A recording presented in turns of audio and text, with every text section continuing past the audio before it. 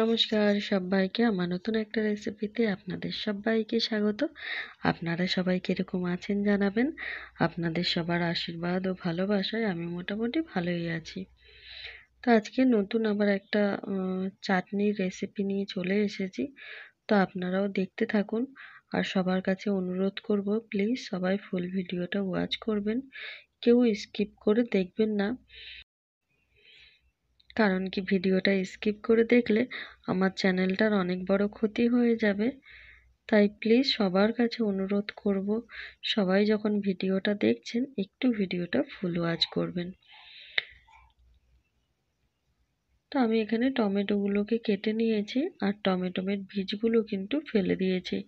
আপনারা চাইলে নাও ফেলতে পারেন, কিন্তু টমেটোমের বীজগুলো ফেলে দিয়ে খাওয়াই ভালো। তাই আমি কিন্তু টমেটোমের বীজগুলোকে কেটে ফেলে দিয়েছি। আর আমি ওই 750 মতো টমেটো নিয়েছি। টমেটোগুলোকে কেটে বীজগুলো ফেলে দিয়েছি। আর নিয়েছি কড়াইশুঁটি, আর নিয়েছি কাজু বাদাম আর কিশমিশ। তো কাজু বাদামগুলো গোটা গোটা ছিল, তাই আমি 3 টুকরো করে দিচ্ছি, ভেঙে দিচ্ছি। এই কারণে চাটনিতে বেশি বড় বড় কাজু বাদাম ভালো লাগে না, তাই আমি ভেঙে একটু ছোট ছোট করে দিচ্ছি। কিশমিশগুলোকে কিন্তু গোটাই দেব, যেহেতু কিশমিশগুলো ছোট, তাই ওগুলোকে আর কেটে দেবো না। কাজু বাদামগুলোকে একটু এরকম করে ভেঙে দেব। আর অনেকেই হয়তো ভাবছেন যে টমেটোমের চাটনির মধ্যে আবার কড়াইশুঁটি, এটা আবার কিরকম চাটনি হচ্ছে। কিন্তু আমার কথা শুনে বা রেসিপিটা দেখে একবার অবশ্যই আপনারা কিন্তু বাড়িতে ট্রাই করবেন, তারপরে আমাকে বলবেন যে ভালো লাগলো না খারাপ। অবশ্যই আমাকে কমেন্ট করে জানাবেন, কিন্তু হ্যাঁ, রেসিপিটা ট্রাই করে খেয়ে তারপরে। তো এবারে ওই কাজু বাদামগুলোকে টুকরো টুকরো করে নিলাম। এবারে কাজু বাদাম আর কিশমিশটাকে একটু জলে ভিজিয়ে রেখে দেব, যাতে কিশমিশটাও ফুলে যায় আর কাজু বাদামটা একটু ভিজে যায়। তো ওই জল দিয়ে আমি 5-7 মিনিট মতো ভিজিয়ে রাখলেই কিন্তু হয়ে যাবে। তো এবারে কড়া বসিয়ে দিয়েছি, কড়াইতে দিয়ে দেব তেল। তেলটা গরম হলে তারপরে কড়াইতে এখানে দিয়ে দেব আমি শুকনো লঙ্কা আর 5 ফোড়ন। একদম সহজ পদ্ধতিতেই কিন্তু আমি চাটনির রেসিপিটা বানিয়ে নিচ্ছি। আর বরাবরের মতো বলবো, যদি আমার ভিডিওগুলো ভালো লাগে অবশ্যই একটা লাইক, কমেন্ট, শেয়ার, চ্যানেলটাকে সাবস্ক্রাইব করে আমার পাশে থাকবেন। আর নতুন পুরনো সকল বন্ধুদের অনেক অনেক অনেক ভালোবাসা, আমার পাশে থেকে আমাকে সাপোর্ট করে যাওয়ার জন্য। এরকমভাবেই আপনারা আমার পাশে থাকবেন, আমাকে সাপোর্ট করবেন। আমিও অবশ্যই আপনাদের পাশে আছি, থাকবো। নতুন পুরনো সকল বন্ধুদের পাশে থাকবো। আর এটাই বলবো, সকলে সকলের পাশে থাকবেন, যাতে আমরা সকলেই এগিয়ে যেতে পারি।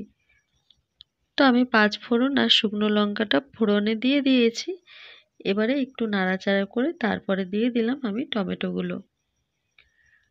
টমেটোগুলো দিয়ে এবারে এখানে স্বাদ মতো লবণ আর একটু হলুদ দিয়ে দেব, যাতে টমেটোগুলো সেদ্ধ হয়ে যায়।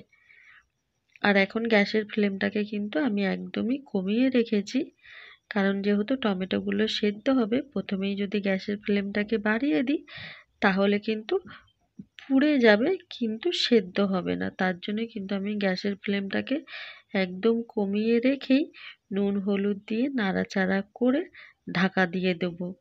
যতক্ষণ পর্যন্ত না টমেটোটা সেদ্ধ হচ্ছে ততক্ষণ পর্যন্ত গ্যাসের ফ্লেমটাকে লোয়ে রেখে ঢাকা দিয়ে পুরো টমেটোটাকে সেদ্ধ করে নেব।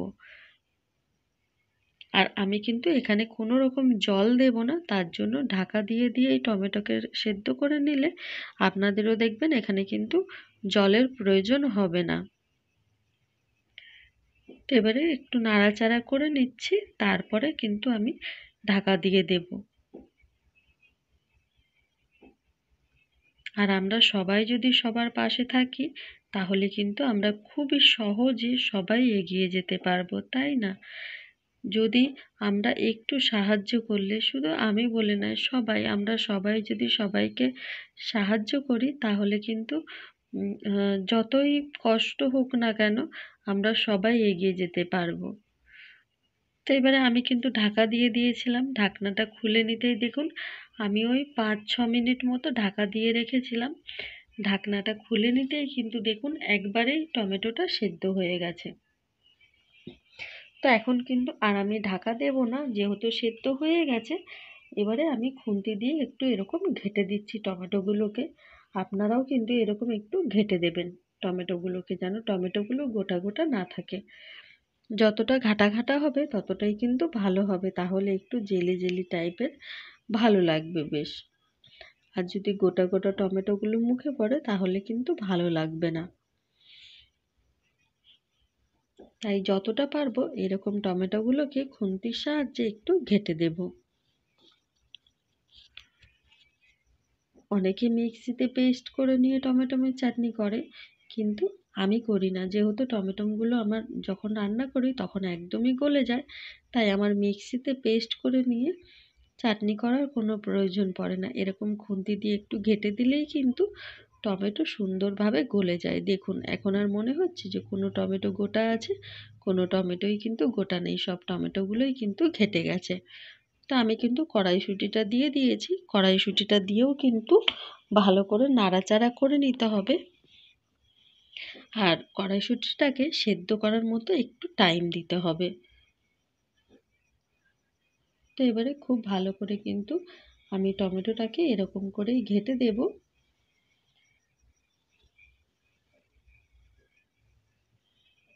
অবশ্যই আপনারা একবার ট্রাই করবেন আর আমাকে জানাবেন কড়াইশুঁটি দিয়ে কেউ কখনো আগে টমেটোর চাটনি খেয়েছেন কিনা। যদি না খেয়ে থাকেন তাহলে কিন্তু অবশ্যই খেয়ে আমাকে জানাবেন। এবারে কাজু বাদাম কিশমিশটাও দিয়ে দিলাম আমি। দেখুন জলে ভিজিয়ে রাখাতে কিশমিশটা কিন্তু বেশ ফুলে উঠেছে আর কাজু বাদামটাও কিন্তু একটু নরম হয়ে গেছে।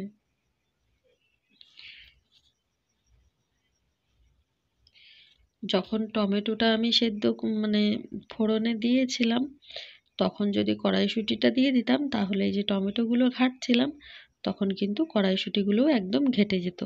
তার জন্য কিন্তু আমি কড়াইশুঁটিগুলো তখন দেইনি, টমেটোটা সিদ্ধ হয়ে যাওয়ার পরে তারপরে আমি দিয়েছি। আর দেখবেন খুব সহজেই কিন্তু কড়াইশুঁটি সেদ্ধও হয়ে যাবে।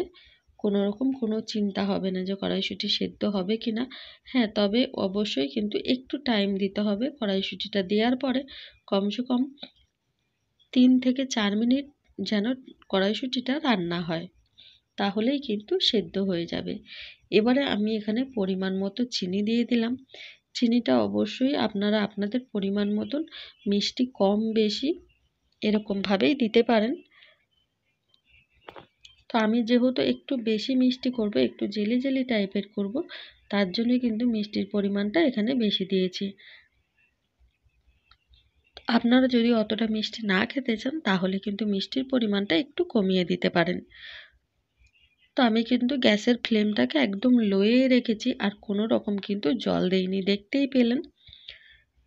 তো আমি চিনিটা দেওয়ার পরে কিন্তু আবারও ঢাকা দিয়ে দিয়েছিলাম যাতে চিনিটা খুব সহজেই গলে যায় আর কড়াইশুঁটিটাও সুন্দরভাবে সেদ্ধ হয়ে যায়, টমেটোটাও কিন্তু একদম গলে যায়।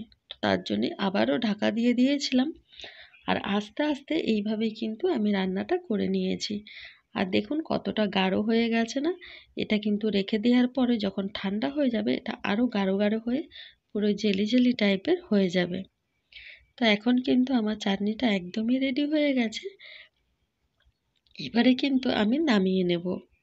এর থেকে বেশি আর শুকনো করব না, তাহলে একদমই শক্ত শক্ত হয়ে যাবে। দেখুন এই যে চাটনিটা আমি নামিয়ে নিয়েছি। তো এই ছিল আজকে আমার চাটনির রেসিপি। আপনারা জানাবেন আর অবশ্যই কিন্তু বাড়িতে ট্রাই করবেন, করে তারপরে আমাকে জানাবেন যে আপনাদের কীরকম লাগলো।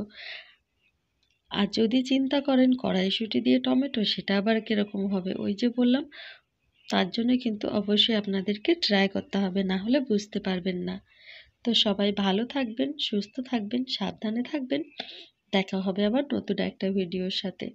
আর ততক্ষণের জন্য নতুন পুরনো সকল বন্ধুদের অনেক অনেক অনেক ভালোবাসা, এইভাবে আমাকে সাপোর্ট করে যাওয়ার জন্য।